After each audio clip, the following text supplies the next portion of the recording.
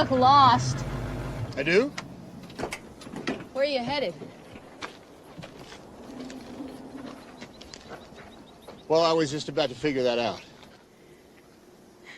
Lari White was a Grammy-winning singer and songwriter from Dunedin. She was also an actress, as you just saw from that clip of her in Castaway with Tom Hanks.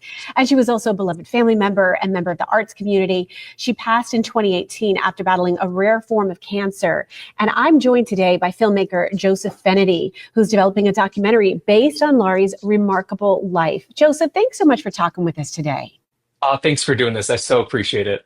You bet. And we're going to talk about your project, but I want to start with Lari and her life. And she would have turned 60 this past week if she was still with us.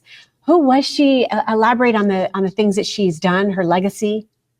Yeah, I think the easiest way to answer that is she's kind of the greatest star we never knew. I grew up in the 90s listening to country music, and so I became a big fan of a lot of the artists that were on the radio at the time. Lari was one of those artists. She debuted in the early 1990s in Nashville and became I guess you could say, temporarily famous.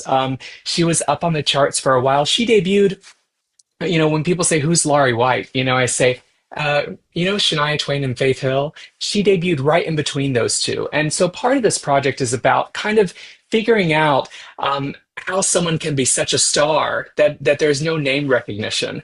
And so just as a journalist, I love following her story, but really it's the fan in me that says, hey, this is one of my favorite singers, and I need more people to know who Lari White is and was. It's interesting you say that. There are so many talented people out there, and it's like, why do some achieve this great commercial success, and why do we not know as much about others? And you've explained it well. And it's funny, just seeing her in that Castaway clip a moment ago, she really lit up the screen. I mean, there is something special about her. So thrilled you're doing this project.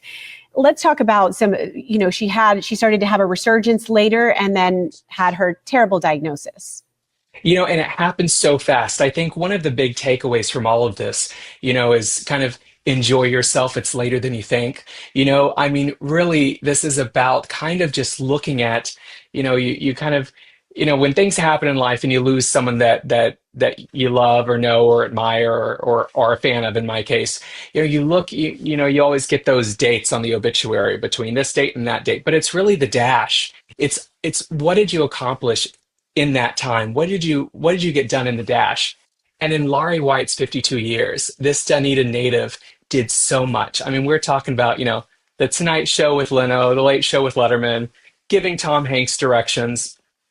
So this is really a story about kind of looking at how a really creative and unique individual carved out a journey, and realizing that stars, we use the term stars are everywhere you look. It's like, you don't have to be on the cover of a magazine or in the current top 10 or the number one. There are stars if you look closely enough, and that's the big thing about the Lari White story. Joseph, what a great message. Yes, that really is. And where are you right now with the Lari White Legacy Project? What stage are you at, and what are you looking for? Well, two things we're looking. So we've got the project, the Lari White Legacy Project, is kind of two pieces. One part is really to preserve and share a lot of the work that she did over the years. Lari White had 4 albums on RCA Records. Go back and listen to some of her singles. You might recognize them. One record was a gold record. But she was out in the 90s. So this is like, before all the internet, streaming, sharing, digital.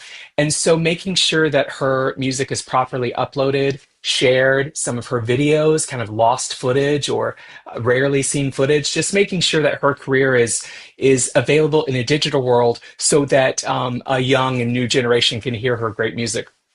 Second part is the big part. Second part is, I'm out here in LA doing all this LA stuff. And the second part is getting a documentary film completed about Lari's life. I kind of thought, hey, I'm in LA. I know people. I can get this documentary about Lari done. Think again, it's not always that easy. So if people want to go to lariwhite.org, Lari white.org, they can find ways to help us fund certain parts of this project. But the big goal here is to make sure that we get a documentary film out that introduces people to the greatest star the world never knew, and that star happens to be from Pinellas County. That's so cool, Joseph. And two quick things to mention there. You see the information on the screen. If you have clips, you want to help in some way, there you go. And also, she's getting inducted into the Hall of Fame. A reminder of that, the Pinellas County Hall of Fame, for her contributions, and that's posthumously, of course, in June. So thanks for sharing.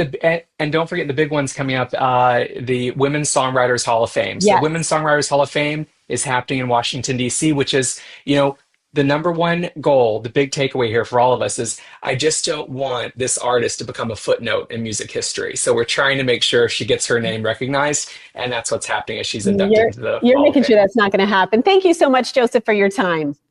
Thank you.